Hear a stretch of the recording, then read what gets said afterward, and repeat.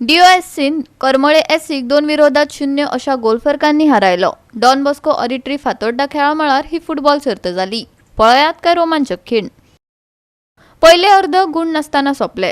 दोनूय पंगडांनी गोल करपाची झूज आशिल्ली। तांनी बरी कामगिरी दाखयली। दुसऱ्या सत्रात DOSC वतीन दोनूय गोल नॉर्मन डायसान मारले। करमळी एससीन गोल करपाचे यत्न केले खरे, पण तांकां यश आयले ना। शेवटाक सर्त 2-0 अशा गोल फरकांनी DOSC पंगडान जिखलो।